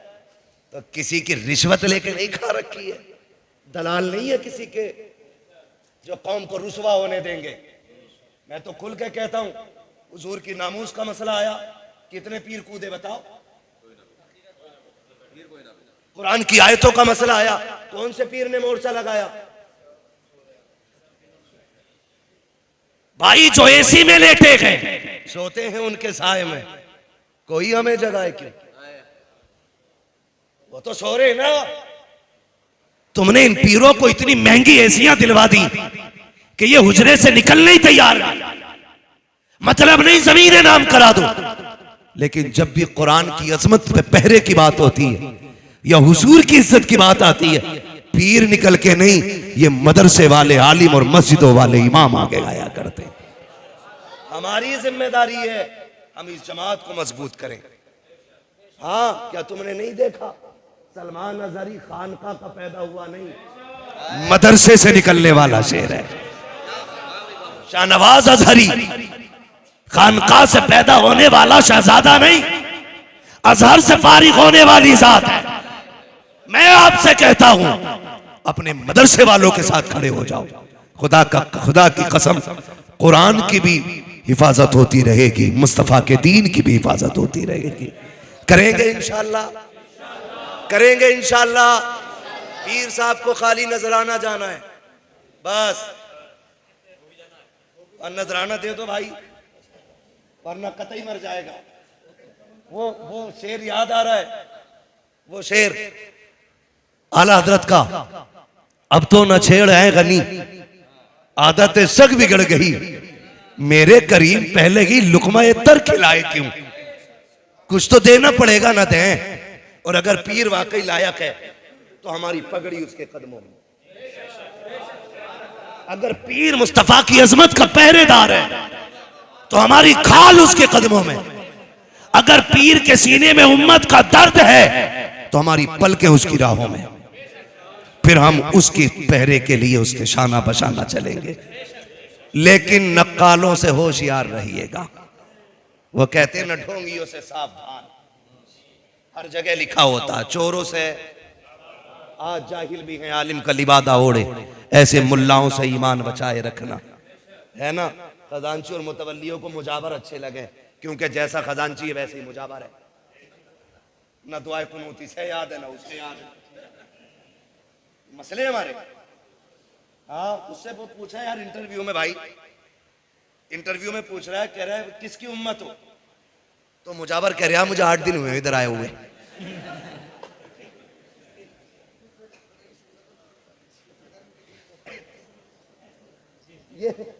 ये कंडीशन है। लात मार के भगाओ इनको। मजार पे वो बैठे जो शरीयत को भी जानता हो, तरीकत को भी जानता हो। न शरीयत का खून हो न तरीकत का खून हो। फिर देखो खुदा की कसम, भले मजार वाले से फैज मिले ना मिले, बैठने वाले से फैज मिलेगा, है ना। मट्टी दे रहा, कह रहा बिल्कुल ले जाओ, ठीक हो जाओगे। ये भाई क्लीन शेव, हमें हम पे गुजरती है ये। बुला लिया, मैंने कहा जरा बुलाओ तो सज्जादा कौन है। 25 साल का लड़का क्लीन शेव आया, कुर्ता पजामे में, हरी पगड़ी बांधा हुए। हरी पगड़ी सारे पाप मिटा देती है। मुझे बताओ ना, आया हरी पगड़ी बांध के जी मैं हूं। मैंने हाथ खोल, इंसान का बंदा बन, सीधा होके बैठ, ऐसे बैठा। हाँ बताओ। मैंने तू मुजावर है? कहा जी। क्या करता? कहा कुछ नहीं, बस मैं हाथ रख देता हूं, शिफा हो जाती। मैंने कहा बदशिकले, तुझे चेहरे पे दाढ़ी रखने की तौफीक तो आई नहीं, तू मजार पे बैठ के ठेकेदार बन गया बीमारियों का। मुझसे ऐसे कह रहा सूंघो खुशबू आ रही होगी। मैंने वो थप्पड़ मारूंगा कि 7 पुश्तों तक दर्द होगा। तेरी खुशबू तो कल को चली जाएगी, मेरा दर्द 7 पुश्तों तक रहेगा। मुझे उल्लू बना रहा है। हम जानते हैं अगर बंदा हर फर्ज हर वाजिब पे अमल करता हो और सिर्फ खड़े होके नहीं, नंगे सर पानी पी ले और फिर सरसों का दाना जमा दे हाथ पे, वो जादूगर तो हो सकता है, वली नहीं हो सकता है। खाली नंगे सर पानी पीने वाला वली नहीं हो सकता। हफ्ते हफ्ते मुंडा के चिकना होके बैठने वाला मुजावर वली हो गया। मैंने उससे कहा क्या? बोले क्या? बोले देखो मैं जिसे ऐसे कर देता हूँ शिफा हो जाती है। मैंने कहा करिए, मुझे मेरे भी दर्द है, कई दिन से खबा खींच लिया था एक जलसे में लड़कों ने, अब नहीं रखता। भाई ये मशीन अपने पास रखो, उल्लू ना बनाओ। आपसे इतनी गुजारिश है, अल्लाह और उसके रसूल से प्यार करें। विलायत और वलियों से जुड़ने का मतलब है हमारा ताल्लुक हुजूर से गहरा हो जाए, अल्लाह से ताल्लुक गहरा हो जाए। बगदाद वाले की महफिल है, आपके तो साथी भी बचपन के खेलते थे ना, तो आपका खेल भी अजीब था। आप कहते थे ला इलाहा, बच्चे कहते थे इल्लल्लाह। ला इलाहा, ला इलाहा, ला इलाहा। ये बगदाद वाले के बचपन का खेल था। ये पीर हो गया, इसका खेल देखो। कह रही आंखें बंद करो, पथरी निकालू। हाँ रुक जाओ 1 मिनट बहनों, यो असल में बेनोई साहब है हमारे, ये भी मुदस्सिर साहब, मौलाना फरमूद साहब, इसलिए मुझे घड़ी दिखा रहे हैं। मेरे 4 साल की मुद्दत में पहली बार किसी ने मुझे आज घड़ी दिखाई है। अल्लाह सलामत रखे। बस मैं चाहता ये हूं कि हम सच्चे पक्के होश वाले बन जाएं, हम धोखे वालों के चक्कर में ना आए, दीन वालों के साथ हो जाएं। कल भी हमारे साथ दीन वाले खड़े थे, आज भी दीन वाले हैं, कल भी इंशाअल्लाह दीन वाले रहेंगे। आप उलमा के साथ रहिए, अइम्मा के साथ रहिए, इनकी मर्जी से पीर का इंतखाब कीजिए, इसलिए कि जो ये जानते हैं वो आप नहीं जानते। हमें बुखार आता, हम डॉक्टर के पास इसलिए जाते हैं कि पूछ लें दवा कौन सी सही रहेगी। जब ईमान का मसला हो तो मौलवी के पास जाओ, पीर कौन सा सही रहेगा। करेंगे इंशाअल्लाह। फरमाया गया या अय्युहल्लज़ीना आमनुत्तकुल्लाह वकूनू मअस्सादिकीन, ऐ ईमान वालो अल्लाह से डरो और सच्चों के साथ हो जाओ। कोशिश ये कीजिए हक का हकदार का हक उसे अदा करें और अल्लाह के गजब से डरते रहें। बुजुर्गों की महफिलें सजाते रह गए, जो हुए अगलात उनको माफ़ फरमाए रब्बे कायनात। जिंदगी ने दिया साथ, फिर होगी मुलाकात, चमन रहा फूल खिलेंगे, जिंदगी रही फिर मिलेंगे। मुसाफिर हैं हम भी, मुसाफिर हो तुम भी, किसी मोड़ पर फिर मुलाकात होगी। सारे लोग कलमा शरीफ पढ़ लीजिए, ला इलाहा इल्लल्लाहु मुहम्मदुर रसूलुल्लाह व मा अलैना इल्लल बलाग। एक वक्त में, एक टाइम में एक इंसान 4 बीवियों से निकाह कर सकता है। कुछ लोग कहते हैं कि 7 से कर सकता है, कुछ लोग कहते हैं कि 11 से कर सकता है। ना 11 से कर सकता, ना 7 से कर सकता, ना 5 से कर सकता। एक टाइम में सिर्फ इंसान 4 बीवियां रख सकता है। लेकिन 4 बीवियां करने हम चलें तो कम से कम 4 मकान होना चाहिए। 4 मकान हो तो कम से कम 4 कमरे हो। शादी करना हराम भी है, शादी करना फर्ज ऐन भी है, और शादी करना सुन्नते मुस्तफा भी है। इन 3 सूरतों को बताऊंगा, बाकी इसके अलावा बहुत सारी सूरतें हैं। आसान से लफ्ज़ों इन 3 सूरतों को बताऊंगा। शादी करना हराम, शादी करना फर्ज ऐन जरूरी, और शादी करना सुन्नती मुस्तफा। इंसान को यकीन हो, इंसान को बिल्कुल भरोसा हो कि अगर मैं शादी नहीं करूंगा, मैं निकाह नहीं करूंगा, तो किसी गुनाह में मुलव्विस हो सकता हूं, मुझसे जिना हो सकता है, किसी की धी बेटी बहन की तरफ मेरी निगाह उठ सकती है। तो इस सूरत में शादी करना फर्ज है, जरूरी है। क्योंकि शादी करने से निगाहें झुक जाती हैं। शादी जानी और जानिया के पैरों में जंजीरें डाल देती है। शादी आवारगी जिंदगी गुजारने वालों को कैद कर देती है। उसके लिए एक बाउंड्री, एक महदूर जगह को बना देती है कि इस बाउंड्री में रहना है। शादी से पहले इंसान आवारगी की जिंदगी गुजारता था, 100, 200, 500 हजार कमाया, कभी 500 बाप को देती है, 500 अम्मा को देती है, कोई फिक्र नहीं। लेकिन शादी के बाद अखराजात बढ़ते हैं, हाजतें बढ़ती हैं, जरूरतें बढ़ती हैं। 3 बोतलें थैले में जाती हैं, खाने के तेल की, सर के तेल की, और फिर रोशनी के लिए। अब आज के फैशन दौर का, तरक्की का दौर है, तो फिर लाइट का बिल आ जाता है। तो मतलब ये, जब इंसान के अखराजात बढ़ जाते हैं तो फिर इंसान कमाने की फिक्र करता है। शादी से पहले जो बच्चे कमाते नहीं, शादी के बाद वो कमाने की फिक्र में लग जाते हैं। तो इंसान को भरोसा हो, यकीन हो कि अगर मैं निकाह नहीं करूंगा, समझे, तो जिना में मुब्तला हो सकता हूँ, तेरी मेरी धी बेटी बहन बेटी की तरफ है, मेरी गलत निगाहें उठ सकती हैं। तो शरीयत का हुक्म है कि उस पर शादी करना जरूरी है, वो फौरन शादी करे, समझे। लेकिन अब शादी करने चले, हमारा इरादा क्या है, 2 से करेंगे, 3 से करेंगे तो कम से कम 4 मकान होना चाहिए। 4 से करने चले, 2 से करने चले तो 2 मकान होना चाहिए। 2 मकान ना हो तो कम से कम 2 कमरे हो, ताकि लड़े भिड़े ना। 1 लीटर दूध लेना तो कम 2 लीटर दूध की गुंजाइश हो, कैपेसिटी हो, वरना वो हिसाब हो जाएगा। घोड़े के नाल ठुक रही थी, मेंढक ने देख लिया बहुत बढ़िया जुगाड़ है, या तो नाल ठुक रही है, जो नाल ठोकी जा रही है पैर घिसेगा ही नहीं। तो मेंढक ने भी अपनी टांग उठा दी, हमारे भी ठोक दो। फिर नतीजा क्या होता है, टांगे चिर जाती है, होता नहीं होता है, समझे। तो इंसान को यकीन है मैं जिना में मुब्तला हो सकता हूं, फिर वो अगर निकाह ना करे तो ये उसके लिए अच्छा नहीं है। तो ऐसी सूरत में निकाह करना जरूरी है। शादी करना हराम कब है, जबकि इंसान को अंदेशा हो कि मैं बीवी के खराजात नहीं दे पाऊंगा, बीवी की हाजतें, बीवी की नफसानी ख्वाहिशात नहीं बुझा पाऊंगा, मैं बीवी का हक अदा नहीं कर पाऊंगा, बीवी के लिए रहने के लिए मकान नहीं दे पाऊंगा, बीवी के लिए पहनने के लिए कपड़े नहीं दे पाऊंगा, बीवी की जरूरतें पूरी नहीं कर पाऊंगा, तो ऐसी सूरत में शादी करना हराम है। मीडियम मामला हो, सब दर्जे का हो, तो मीडियम मामले में शादी करना सुन्नत मुस्तफ़ा है, जिसको मेरे सरकार ने आज से 1400 साल पहले इरशाद फरमाया, अन्निकाहु मिन सुन्नती फमन रग़िब अन सुन्नती, कि निकाह करना मेरी सुन्नत है और जिसने मेरी सुन्नत से एराज़ किया वो मुझसे नहीं है।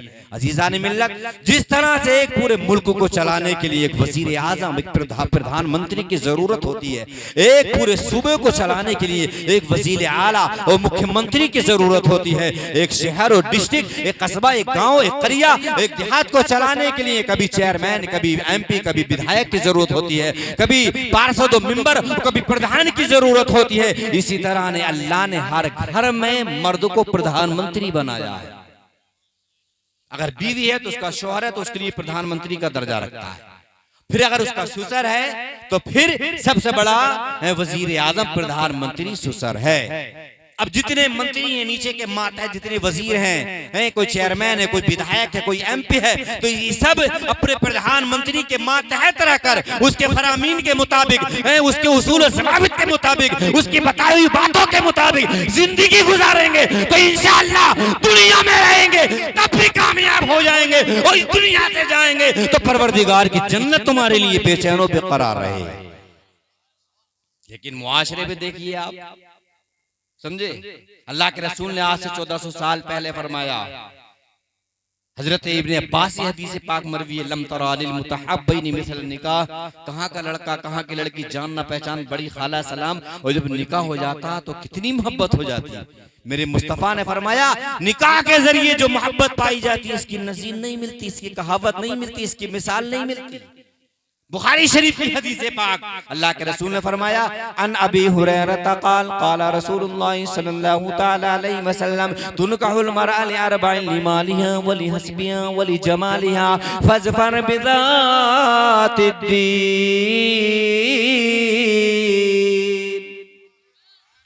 हजरत अबू हुरैरा से हदीस पाक मरवी, हजरत अबू हुरैरा बयान फरमाते हैं, मुस्तफ़ा ने फरमाया 4 वजहों से निकाह किया जाता है, 4 इल्लतें ऐसी हैं, 4 असबाब ऐसे हैं जिनकी वजह से निकाह किया जाता है। अब आप कहेंगे वो कौन? तो पहली इल्लत सुनिए, लिमालिया, मेरे मुस्तफ़ा ने फरमाया माल की वजह से निकाह किया जाता है, दौलत की वजह से निकाह किया जाता है। आज जो मुआशरे में हो रहा है, मेरे मुस्तफ़ा ने आज से 1400 साल पहले ही फरमा दिया था, लोग माल की वजह से निकाह करेंगे, माल की वजह से निकाह कर रहा है। अब से 10 और 15 और 20 साल 25 साल पहले का मामला ये था कि लोग डिमांड और फरमाइश नहीं रखते थे, क्या दे दिया, किसी ने साइकिल दे दी, किसी ने घड़ी दे दी, किसी ने जो है पतीला दे दिया, समझे। लेकिन आज का दौर तरक्की का दौर है, साइंस का दौर है, आसमान की खलाओं में तैरने की लोग कोशिश कर रहे हैं, आसमान से बातें करने की कोशिश कर रहे हैं, चांद सूरज पर रसाई अपने करने की कोशिश कर रहे हैं, लेकिन नतीजा देखिए, मांगने का अंदाज देखिए, डिमांड करने का अंदाज देखिए, भिखारी होगा, इंटरनेशनल भिखारी होगा, फकीटे हो गए, फकीर नहीं फकीटे, फकीर बिरादरी वाले होते हैं, जिन्होंने अलवी बिरादरी के जो होते हैं वो फकीर लगाते हैं। मैं तो आज की अपनी जुबान में कहूंगा कि फकीटे हो गए मांगने वाले। आज कहता है हमारी मांग नहीं, डिमांड नहीं है, हम तो ये चाह रहे अच्छा खानदान हो, अच्छा परिवार हो, अच्छी लड़की हो, समझे। वैसे देख पार्टी बराबर से मन करे से आई थी, वो कह रही स्कॉर्पियो ले ली, समझे। एक पार्टी वोट से आई थी, वो कह रहे थे कि जो क्रेटा ले ली। वैसे हमारी मांग तांग कुछ ना है, इतना बड़ा जालिम आदमी हो गया आज का, समझे। मेरे मुस्तफा ने आज से 1400 साल पहले इरशाद फरमाया कि वो शादी जिसमें कम खर्चा हो वो बाबरकत है, बरकत वाली है। मेरे मुस्तफा ने फरमाया निकाह को इतना आसान कर दो, इतना आसान कर दो कि जिना मुश्किल हो जाए। आज हमने क्या कर दिया है, आज हमने शादियों को इतना महंगा कर दिया, शादी के खर्चात को बढ़ा दिया, शादी की जरूरतों को हमने इतना वसी कर दिया। आज हमें 10 और 15 और 20 और 25 25 30 लाख रुपए शादियों में उठा रहे हैं। हैरत की बात है मुसलमान, जरा सोच तो एक जुमले में क्या करे इंसान है, सारी मेहनत की बाप को फना कर देता, खत्म कर देता है। एक बाप अपनी बेटी को सुई से लेकर हाथी तक, और आज की जुबान में मैं कह करके गुजर जाऊं, सुई से लेकर हाथी तक और हाथी से लेकर 2 व्हीलर और 4 व्हीलर तक बाप देने की कोशिश करता है। लेकिन ये जालिम हो जाबिर ससुर और सास एक जुमला कहकर बोल देते तेरे बाप ने दिया ही क्या। अभी जालिम अपने जिगर का टुकड़ा अपनी बेटी कैसी कैसी मुसीबतों से पाली है, कितनी परेशानियां उठाई हैं। फिर इस बाप ने बचपन से लेकर 25 और 30 साल की जवानी तक ये बाप उस बेटी को खिलाता रहा, पालता रहा, इस बच्ची के तालीम और तरबियत करता रहा, इसे उठने बैठने का तरीका सिखाता रहा। ये बाप इसको अच्छा खिलाता रहा, अच्छा पिलाता रहा, अच्छा पहनाता रहा, सब कुछ एक एक 2-2 रुपये, 5,000, 2-2 हजार ये बाप इकट्ठा करता रहा। तब जाकर बाप ने 2, 4, 5, 10, 20 लाख रुपए इकट्ठा करके बाप ने बेटी को रुखसत कर दिया, उसकी शादी कर दी। तूने जुमले पे पानी फेर दिया। सही बात यह है कि बेटे वालों को बेटियों वालों को शुक्र अदा करना चाहिए और एहसान का चुकाना चाहिए कि आपने अपनी बेटी को पाल करके हमारे हवाले कर दिया है। तो नौजवानों, इन बुजुर्गों से तो मैं कहूंगा नहीं, इनकी तो गुजर चुकी है ठंडी चवन्नी में, लेकिन नौजवानों तुम अच्छा कमाते हो, अच्छा इकट्ठा करते हो, अल्लाह और तरक्की आपको करोड़पति बनाए, अल्लाह आपको खूब मालदार बनाए, अल्लाह आपको बहुत सारी दौलत दे। लेकिन नौजवानों, मैं तुमसे आरेजा पेश करूंगा, ये शादी के बढ़ते हुए खर्चात को कम कर दो, शादियों को इतना आसान कर दो, इतना आसान कर दो कि जिना मुश्किल हो जाए। मेरे मुस्तफ़ा मक्के में पैदा हुआ, आराम फरमा मदीने में। मेरे मुस्तफ़ा ने इस्लाम की आबियारी के लिए, इस्लाम की तरक्की के लिए, इस्लाम के फरोग के लिए मुस्तफ़ा ने कैसी कैसी मुसीबतें उठाई हैं, कैसी कैसी परेशानियां उठाई हैं। तो मुस्तफ़ा के गुलाम हो, अगर इस दुनिया से चले गए और कब्र में मुस्तफ़ा ने अपना चेहरा फेर लिया, क्या तुझे दुनिया में इसलिए ही भेजा गया था, क्या तू मेरा कलमा इसलिए ही पढ़ता था कि दूसरों के दौलत के सहारे तो इस बात का इंतजार करेगा मैं निकाह करूंगा तो मुझे 10-20 लाख मिल जाए। किसी के देने से पूर्ति नहीं होती है, बल्कि अल्लाह देता है तब पूर्ति हो जाती है। मैं किसी पे तनकीद और गिला और शिकवा नहीं कर रहा हूँ, बल्कि मैं एक जहन साजी कर रहा हूँ, एक जहन दे रहा हूँ, एक मिजाज दे रहा हूँ। अपनी ऐसी सोच बनाइए, ऐसी फिक्र बनाइए, सिंपल निकाह कीजिए, सादा निकाह करेंगे इंशाल्लाह बरकतें होंगी। तजर्बा करना, जो लोग सादा बिल्कुल कम खर्चे में काम चला लेते हैं, या तो फिर वो खर्चा करें जिनके पास बहुत सारी दौलत और 10, 20, 15 लाख उठा भी रहे तो कोई शिकवा भी नहीं, उनकी कैपेसिटी है। लेकिन मामला क्या है, ज्यादा गरीबी में तंग गया, समझे, और ज्यादा मालदार पैसे से निभ गया, और ये बीज वाला जो है ये तंग जाता ना आसमान का ना जमीन। लेकिन मेरे मुस्तफा ने फरमाया लिमालिया, लोग माल की वजह से निकाह करेंगे। आज हो रहा है, आज माशरे में लोग दौलत की वजह से निकाह कर रहे हैं। आज लोग अगर लंगड़ी और लुंजी लगड़ी लड़की भी है और आप ये निकालते मैं स्कॉर्पियो दूंगा, क्रेटा दूंगा, थार दूंगा, तो देखना तुम एक हफ्ते में आपका रिश्ता हो जाएगा। तो फिर ये इंसान लड़की का भूखा नहीं है, ये इंसान हुस्न का भूखा नहीं है, ये इंसान तहजीब का भूखा नहीं है, ये इंसान कल्चर का भूखा नहीं है, ये इंसान अच्छे मुआशरे को तश्कील देना नहीं चाहता, बल्कि इसे चाहिए दौलत और सरमाया।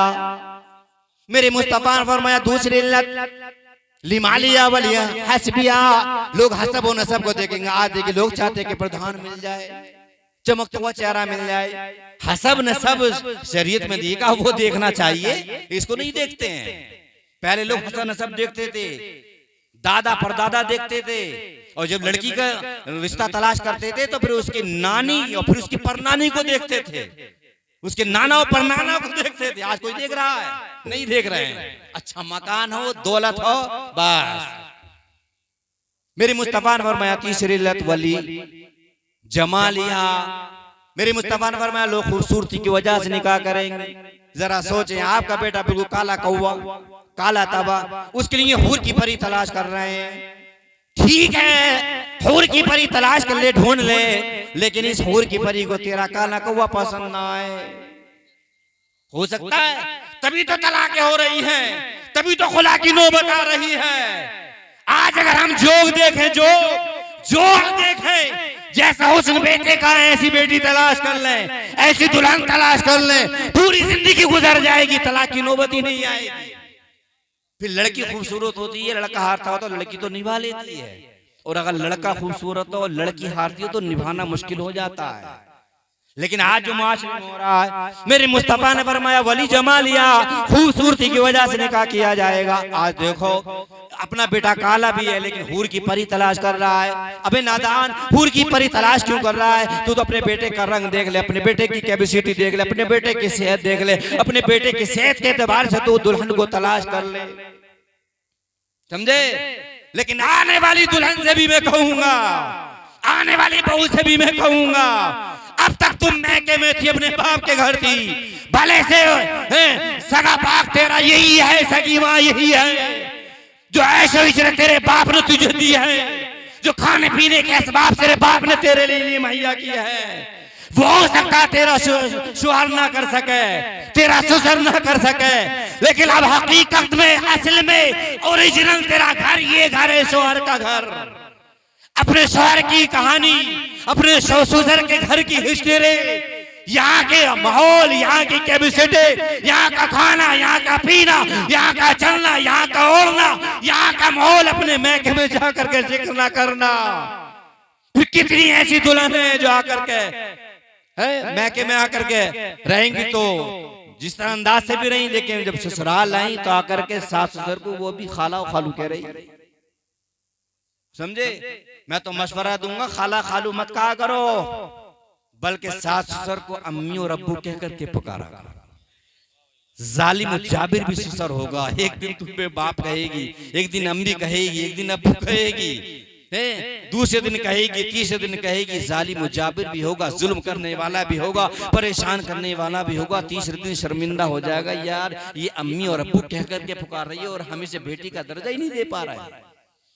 फिर जिस तरह से तुम सास ससुर से मैं ये कहूंगा, जिस तरह से तुम अपनी बेटियों को बेटियां समझते हो, बेटियों के हाथों में अपने तिजोरी की चाबी दे लेते हो, इस तरह से चाबियां आने वाली दुल्हन के हाथ में देके देखो, इंशाअल्लाह ये आने वाले दुल्हन जरूर तुम्हें अम्मी और अब्बू कह करके पुकारेगी।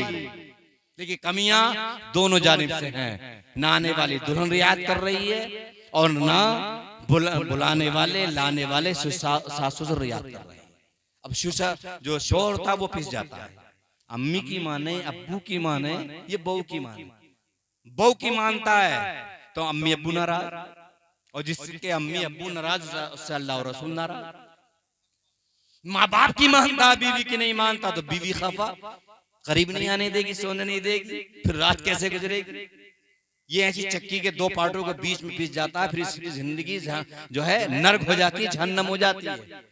फिर कहता करूं तो करूं क्या, इसलिए गुजारिश करूंगा, बीवी के हुकूक क्या है ये हमें सीखना चाहिए, शोहर के हुकूक क्या है ये बीवी को सीखना चाहिए।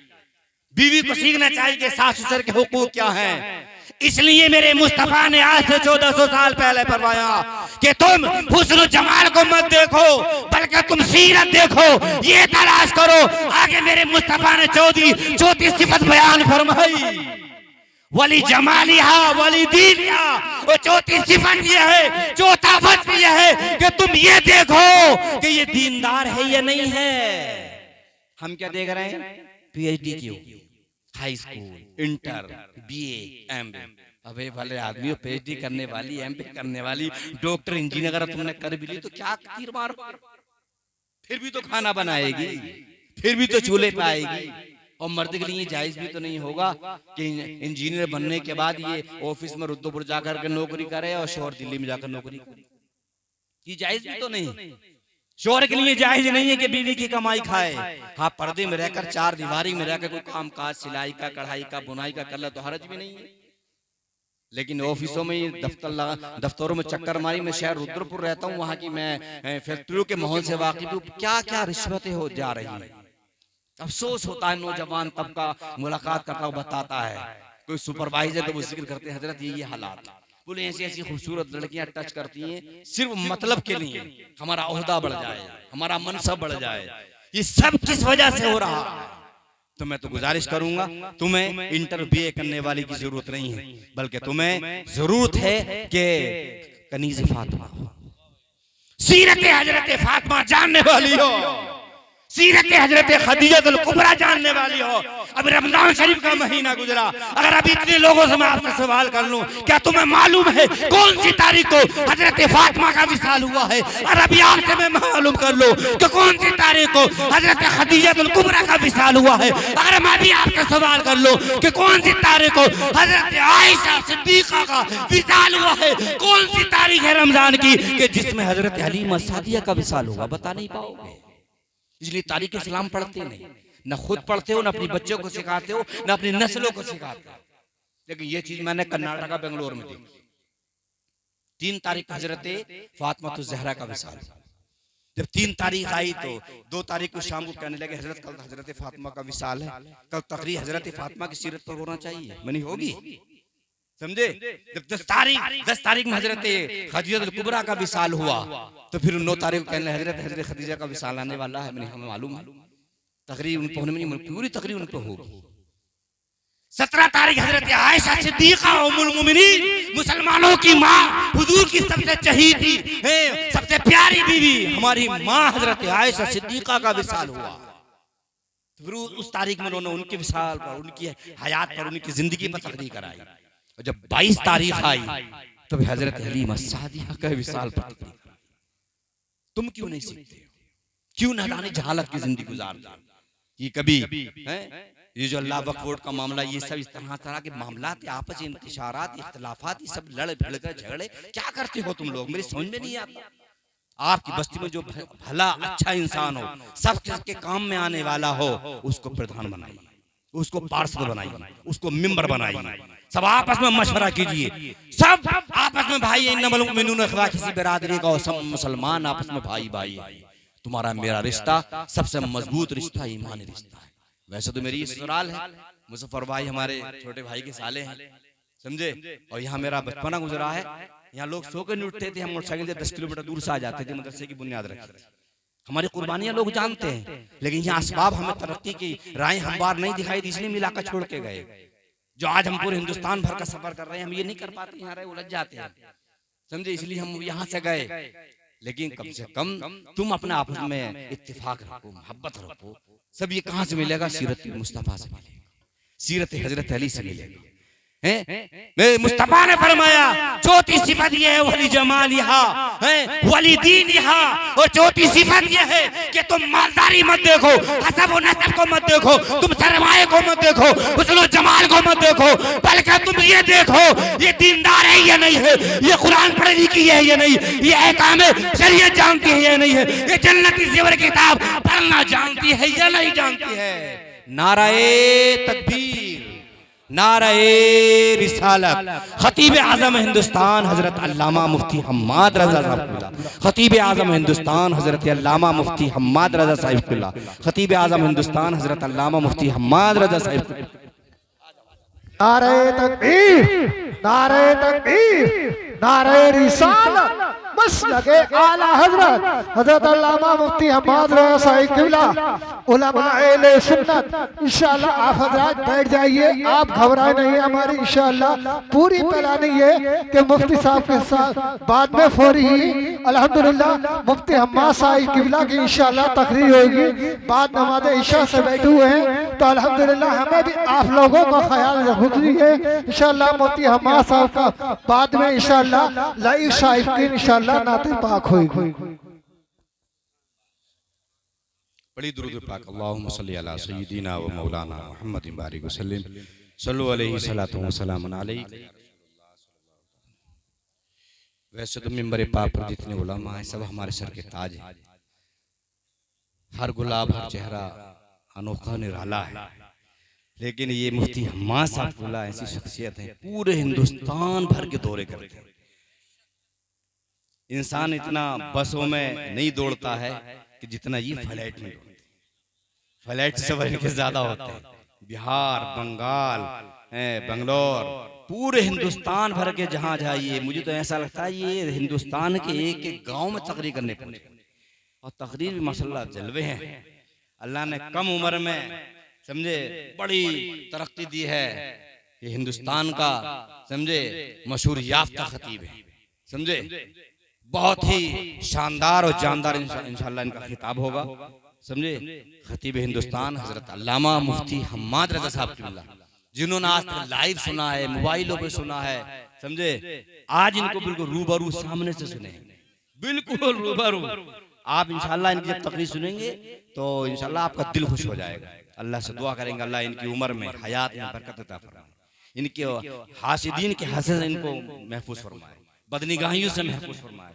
बहुत शानदार गुफ्तगू होती है। और ये तो अब मशहूर हुए हैं, समझे, इनके बाप का तो इनसे पहले से हिंदुस्तान भर में नाम है, इनके बाप के भी जलवे हैं, आज भी तकरीबन 70-75 साल की उम्र है। इस उम्र में आज भी 2 अजीम इदारे चलाते हैं, एक लड़कियों को एक लड़कों को। आज भी 75 साल की उम्र में पढ़ाते हैं, समझे। ये जहां जहां तकरीर करने गए होंगे, मैं जहां जाता हूं मैं तो उनका नाम पाता हूं। तो मैं समझो मैं पाता हूं तो ये ना पाता, समझे। कोई साहब कह रहे थे, मुझे बता रहे थे एक बार, बोले एक साहब कह रहे थे कि आपके बेटे ने आपका नाम रोशन कर दिया। बोले नाम रोशन नहीं किया, नाम तो मेरा पहले से ही रोशन है, बस ये है कि मेरे नाम को मेरे बेटे ने बरकरार रखा। कभी कोई मौका होता, ये तो हमारा अपना करीबी गांव है, रिश्तेदारियां हैं, तो इंशाल्लाह इनके बाप के हम जब बुलाएंगे, समझे। खलीफा हुजूर मुफ्ती आजम ने, खलीफा ताजुशरिया हैं, बड़ी अजीम शख्सियत हैं, बड़े अच्छे आमिल हैं और पूरा घराना दीनदारी का घराना है। इस इलाके में हमारी शादी हुई है जब से हैं, तो कितने लोग हम उन्हें नहीं जानते, वो हमें सिर्फ इस निस्बत से जाते हैं कि ऐसे घराने से आपके घर में लड़की है, समझे। तो अंदाजा लगाएंगे घर का माहौल कैसा होगा, ये कैसे होंगे, इनके बाप कैसा होंगे, इनके दादा कैसे होंगे, कैसे इनके घर का माहौल होगा। अब आप सामने से सुनेंगे तभी आपको महसूस हो जाएगा, समझे। बहरहाल मैं गुफ्तगू समेटने लगा। जब दूसरा खतीब मिंबर पर आ जाता है तो इशारा ही होता है कि बात समेट लो, समझे। तो मार्च कर रहा था, मेरे मुस्तफा ने फरमाया 4 वजह से निकाह किया जाता। कितनी? 4 वजह से। माल की वजह से, हसब व नसब की वजह से, हुस्न व जमाल की वजह से, और फिर चौथी सिफत मुस्तफा ने फरमाई वलिदीनिहा, दीनदारी की वजह से। लेकिन ये नहीं फरमाया वलिदीनिहा खाली दीनदारी की वजह से, आगे क्या फरमाया वलिदीनिहा फज़फर बिज़ाति दीन, तुम दीनदारी को मुकद्दम रखो।